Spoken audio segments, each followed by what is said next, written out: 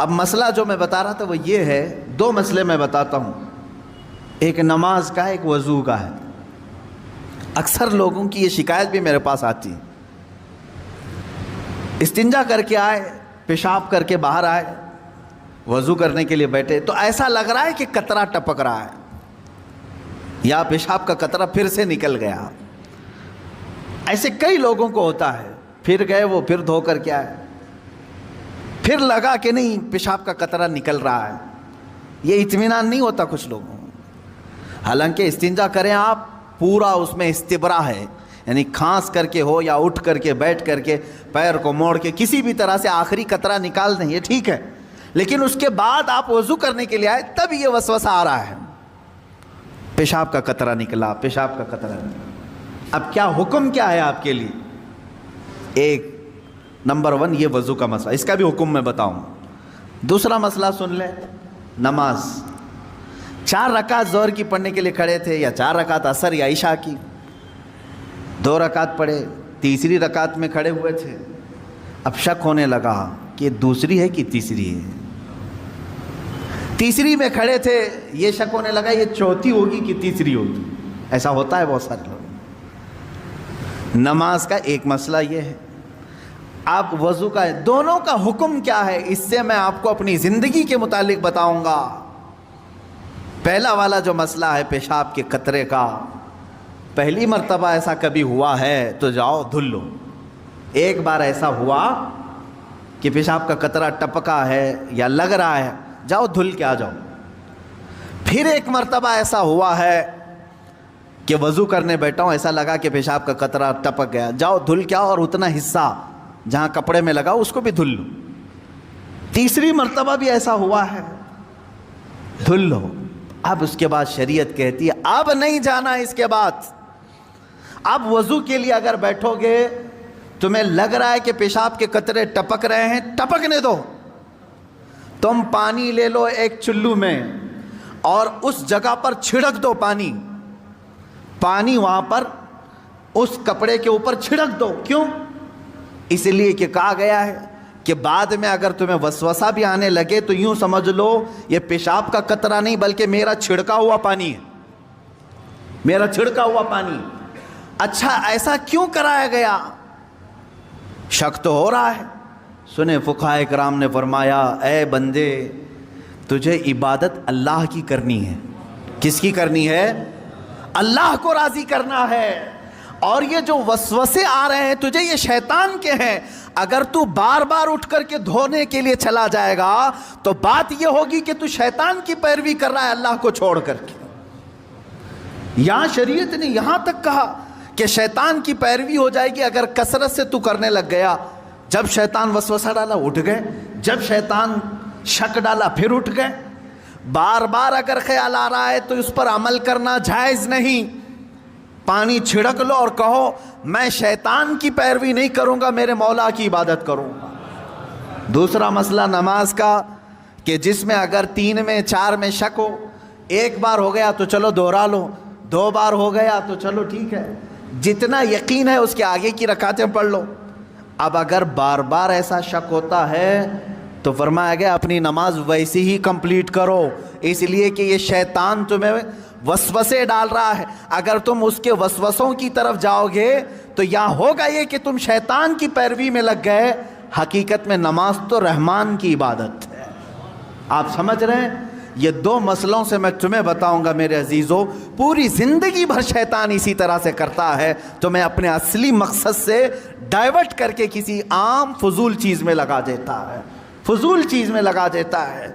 اسی لیے اب جیسے کسی نے اپنے پورے گھر کی فکر میں، اپنی جائیداد کی فکر میں پوری زندگی ختم کر دی، اسے معلوم ہی نہیں کتنے دن رہنے والا تھا، کتنی عمارتیں بنا رہا ہے، کتنی چھتیں قائم کرے گا۔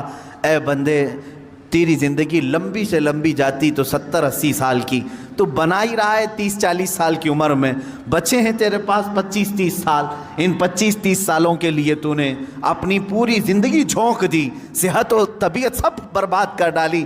لیکن جہاں 100 سال سونا ہے کہ 200 سال کہ 500 سال کہ 1000 سال، ہمیں معلوم نہیں قبرستان میں کتنا سونا ہے، وہاں کے لیے بندہ ایک رات کی بھی عبادت کرنے کو تیار نہیں، ایک تسبیح گھمانے کو بھی تیار نہیں، وہاں کی عمارت تیار کرنے کو بندہ تیار نہیں۔ یہ شیطان ڈائیورٹ کر چکا ہے تمہیں، تمہاری اصلی منزل تو وہ تھی، تمہیں لگا دیا کسی اور کام میں، تمہیں لگا دیا کسی اور کام میں۔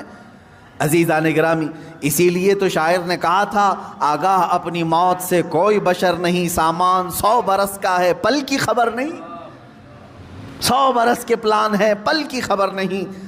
تو شیطان اس طرح سے جو ہر زندگی میں ڈائیورٹ کرتا ہے۔ اب میں آپ کو بتاؤں ایک چیز، جن چیزوں کو ہم سمجھتے ہیں کہ یہی کل ہے دنیا میں، نوجوان یہ سمجھتا ہے کہ ایک خوبصورت لڑکی مل جائے پوری زندگی ہے، دیکھو اسی پر تو شعر و شاعری کرتا ہے، اسی پر تو پوری محبت کے نغمے گاتا ہے، اسے معلوم نہیں کتنے دن کیا یہ عائش ہے۔ اور کچھ لوگ یہ سمجھتے ہیں کہ مال، گاڑی، کار، بنگلہ ہو جائے یہی سب کچھ ہے۔ تقریباً انہی میں ہم سب دوڑ رہے ہیں، انہی میں ہم دوڑ رہے ہیں۔ ایک بادشاہ نے اعلان کیا کہ آج میری عنایتوں کا دریا جوش میں ہے، میں خوب عطا کروں گا۔ لوگوں کو بلایا، ایک کوئی بندہ ایسا آ جائے جس کے لیے میں کہتا ہوں اپنے ہاتھ میں ایک چھڑی لے لے، لکڑی لے لے، اور وہ زمین پر دائرہ کھینچتا جائے صبح فجر کے بعد۔ اب وہ دائرہ کھینچتا کھینچتا سورج کے ڈوبنے سے پہلے پہلے تک جتنا دائرہ کھینچ لے گا وہ پوری زمین اس کے نام پہ کر دوں گا۔ دن بھر میں آپ کتنے ایکڑ کھینچ لیں گے؟ اگر فری میں مل رہا ہے تو کون چھوڑے گا؟